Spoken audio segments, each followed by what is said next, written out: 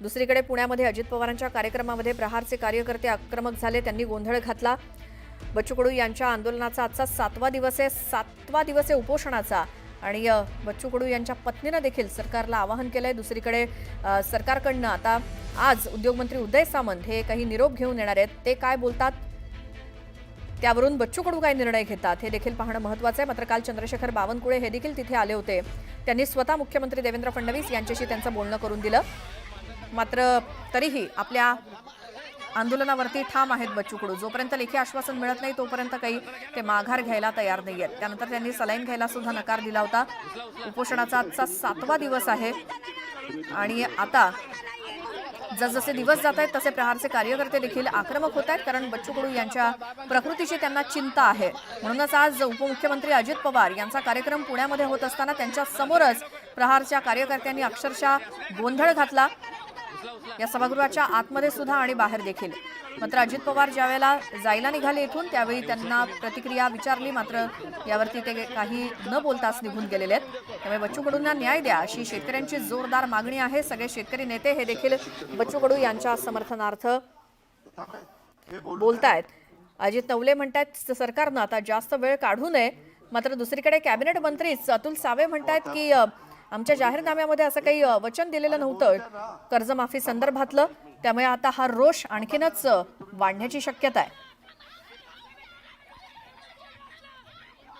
सरकार दिलेला शब्द पाळत नाही अशी तक्रार आहे या प्रहारच्या कार्यकर्त्यांची आणि याचमुळे ते आज अजित पवार यांच्या समोर घोषणाबाजी करत होते, त्यांनी गोंधळ घातला। बच्चू कडू यांचं आंदोलन आज 7व्या दिवशी देखील सुरूच आहे। तर बच्चू कडूंच्या या आंदोलनावरती निर्णय झाला पाहिजे असं पाशा पटेल यांचं देखील म्हणणं आहे। योग्य वेळी सरकार कर्जमाफी करेल, टॅक्स भरणाऱ्या शेतकऱ्यांना कर्जमाफी कशी काय असं देखील पाशा पटेल यांनी प्रश्न उपस्थित केलाय। योग्य वेळी सरकार कर्जमाफी तर करेल, मात्र कडूंच्या आंदोलनावरती काहीतरी निर्णय झाला पाहिजे असं पाशा पटेल म्हणाले।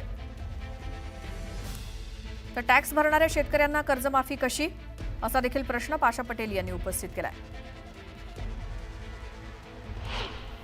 योग्य वेळी कर्जमाफी करूत असंच उत्तर सगळ्याकडून येऊ लागलेलं आहे ना, त्याच्यामध्ये काही अडचण आहेत ना। आज जी अडचण आपल्याकडे आलेली आहे, जे इन्कम टॅक्स भरणारे शेतकरी आहेत किंवा बाकीचे जे लोक आहेत, अशा सगळ्या लोकांना कर्ज माफ करून कसं चालणार आहे?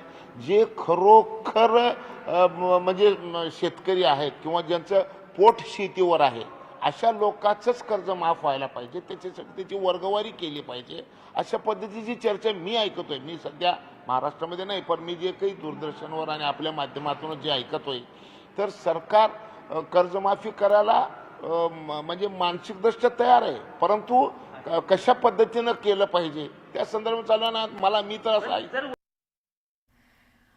तर बच्चू कडू यांना आज देखील मुख्यमंत्र्यांचा फोन आला, आम्ही कर्जमाफी करू, थोडा वेळ द्या अशी विनंती मुख्यमंत्र्यांनी केली आहे। लवकरच उच्चस्तरीय समिती गठीत करणार आहोत असं मुख्यमंत्री म्हणाले, त्यामुळे उपोषण मागे घ्या अशी विनंती फोनवरनं देवेंद्र फडणवीसांनी बच्चू कडूंना केली।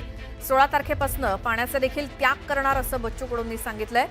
त्यामुळे आता हे आंदोलन आणखीनच तीव्र होत चाललंय, आक्रमक होत चाललंय। बच्चू कडूंच्या मागण्या कोणत्या आहेत ते देखील आपण स्क्रीनवरती बघतोय, मात्र मुख्यमंत्र्यांनी त्यांना उपोषण मागे घेण्याची विनंती केली आहे आज पुन्हा एकदा। तर कर्जमाफीवरनं बच्चू कडू तर आक्रमक झालेत, रोज मरण्यापेक्षा एकदाच मरण परवडेल असा इशारा बच्चू कडूंनी दिला। कर्जमाफीचा निर्णय हा लवकर व्हायला पाहिजे होता, कर्जमाफीचा अहवाल कधी येणार असा सवाल त्यांनी विचारलाय। तर आज निर्णय झाला नाही तर 16 तारखेला जलत्याग करणार असा इशारा बच्चू कडूंनी दिलाय। सरकार कर्जमाफीबद्दल बोलत आहेत, पण कर्जमाफी केव्हा करणार हे सांगत नाहीत असं ते म्हणाले।